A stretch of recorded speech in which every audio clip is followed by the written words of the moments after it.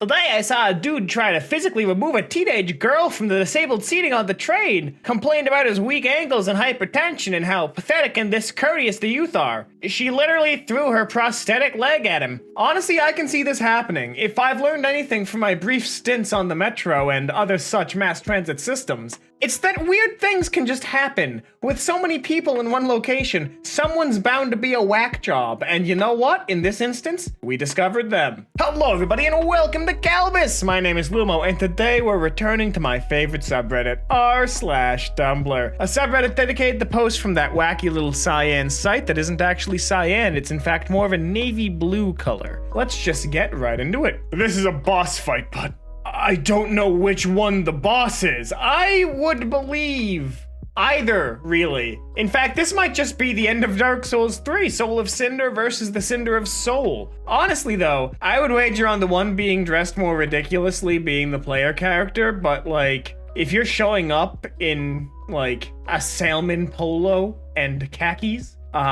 you might also just be the player character. However, I do want to note, it looks like the tuba one has taken out a minor character on the left-hand side, so truth be told, either of these could be the player, and either of these could be the boss. We watched Lord of the Rings the other day, and you know what I really appreciate? The men are so tender. They cry and kiss each other's foreheads and hug and call each other my friend and my dear. They're respectful to women and faithful to their partners. They have banter without being creepy and sleazy, and literally none of that stops them from being considered manly. More Lord of the Rings men, please. Look, I'm all for a tender touch between brothers, but do not kiss my forehead. That is a very special privilege. Don't even pat my head. Again, very special privilege. It's not for everyone. These are special things for special people. Honestly though, like, yeah, no, normalize bro-relationships, as it were. You know, make it normal to tuck a homie in and kiss him goodnight. That's the difference between outlaws and in-laws. Outlaws are wanted! Come on, reblogged this. My grandma told me this joke and was convinced she was gonna be famous on Tumblr for it. Every time my mom and grandma get into an argument, my grandma says, "Excuse me, Pamela, I'm famous on the Tumblr." I love when grandparents try and take some interest to relate to their grandkids, but they're out of their depth. There's something just sweet and pure about it, and I live every day of my life wishing that more people get to experience that warmth. You can't dispute it. Grandma's famous on the Tumblr. Slight resemblance. My dad got very excited because he thinks my frog looks like this biscuit.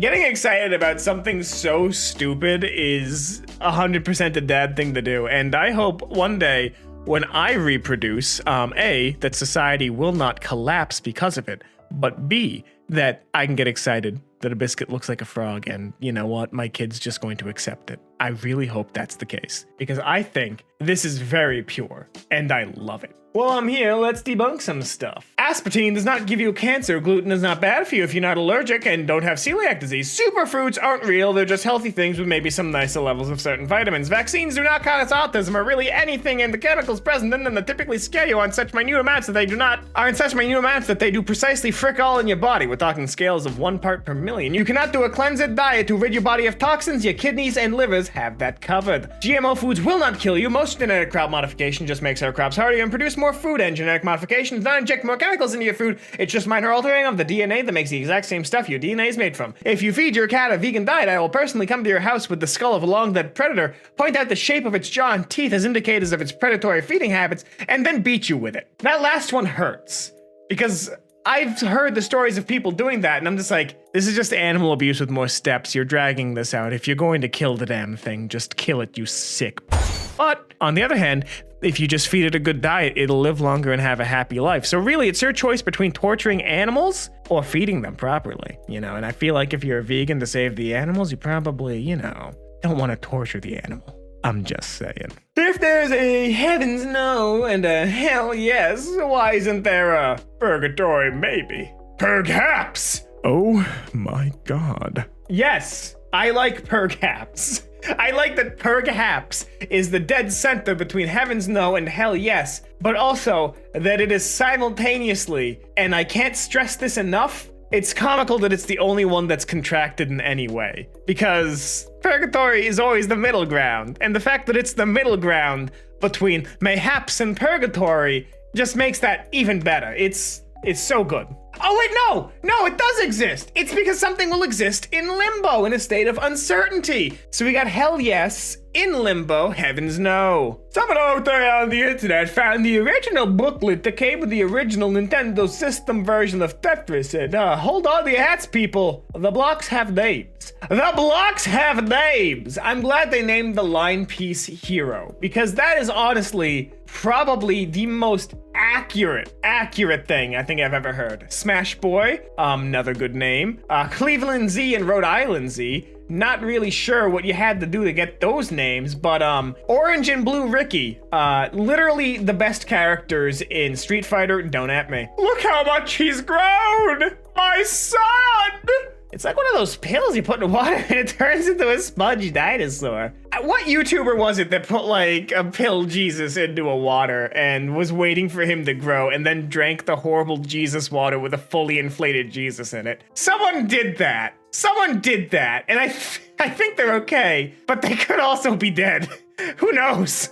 Never drink the weird Jesus water is what I'm saying. I was walking through the mall and I headed into a Barnes & Nobles and Barack Obama was for some odd reason signing books there. So I walked up like, he wrote a book, some biography.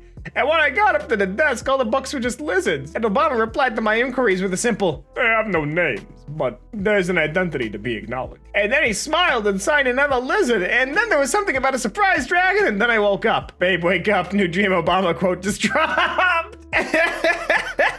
That's such a nightmare. I don't know why. I don't like that. I don't like Obama giving away signed lizards. Something about that just feels like I'm in danger. When I take off my clothes, I'm just a wireframe underneath. I look like this. Yo, where your dick at? My wireframe body has evolved past the need for cock and balls.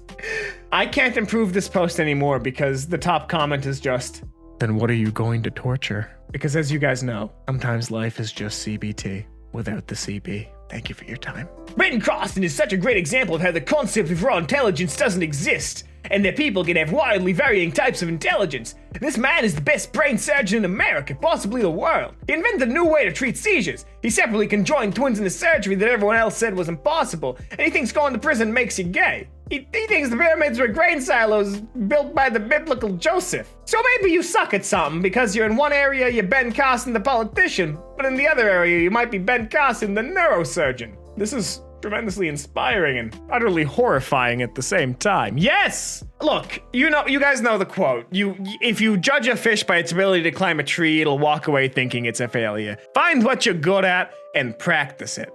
I'm good at a decent amount of things that relate to my niche because I put in a lot of hard work and I really enjoy my work. So find where you thrive. Find where you thrive. For me, it wasn't doing like data processing. That wasn't me. For me, it's been marketing and game development. Thankfully, those two things go hand in hand.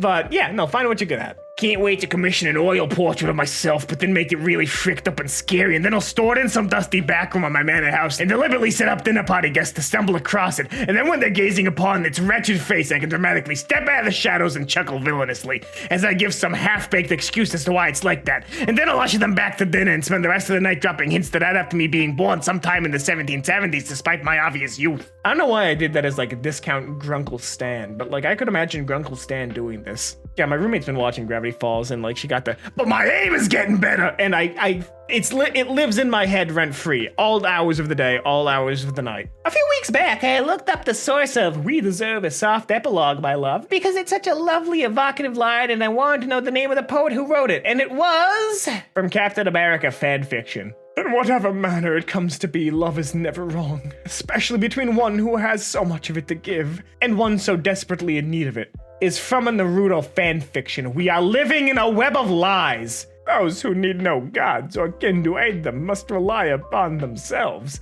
is the rawest line I've ever read, and I found it in the middle of a Lord of the Rings smutfic. Tumblr is chaotic neutral. Tumblr is just straight chaotic neutral.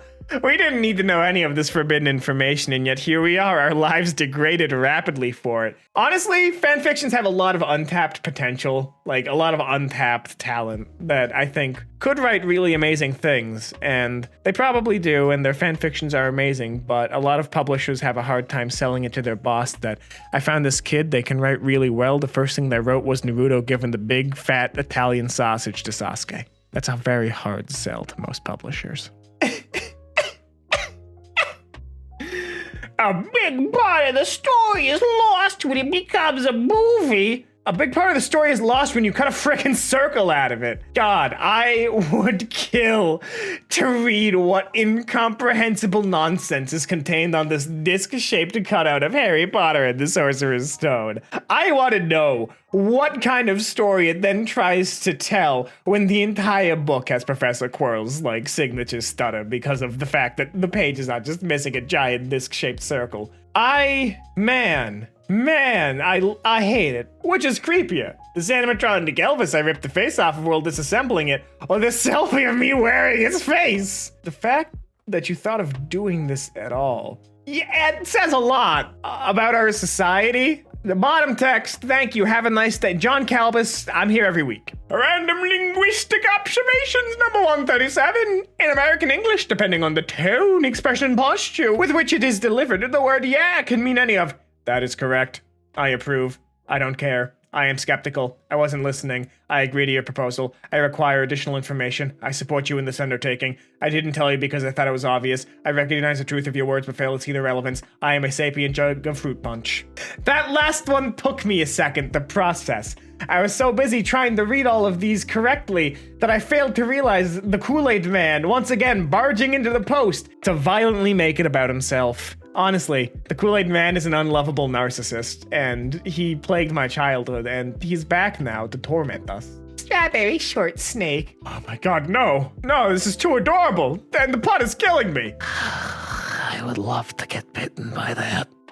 You've, Sauce Factory, you've made this post uncomfortable. You forced me to read that with my Francis voice, and if you know anything about Francis, the lizard from Super Paper Mario, you'll realize that that voice was meant an insult. I hate everything that you've posted on this image, and I sought to take you down a peg. I apologize because you're probably a very nice person, but why would you make me read that with my voice? Thegabe is a sleeper agent activation phrase for anyone who was in middle school between 2006 and 2009. And apparently people any younger than that are blissfully unaware of the psychological warfare that is Thegabe. Tell me what it is. Tell me what it is. Tell me what it is.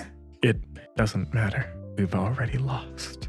And that's all the time we have here today on Kalbus. If you like this, make sure to subscribe, leave a like, maybe share this with a friend who needs to lose the game in the year of our Lord 2021. If you do want more, r/Tumblr, there'll be another one popping up on your screen in just a couple of seconds. But until then, my name has been Lumo, and I hope to see you in the very next Kalbus video. Have a great rest of your day.